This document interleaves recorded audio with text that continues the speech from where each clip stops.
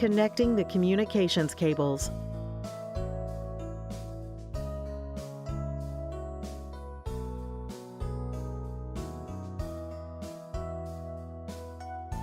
Loosen the cable gland. Route the communications cables through the cable gland.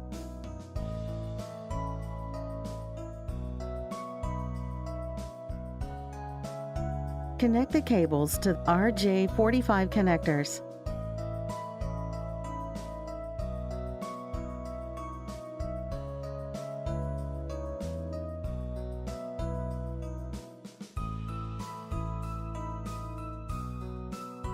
Insert the connectors into RJ45 network ports. Bundle the cables. Tighten the cable gland.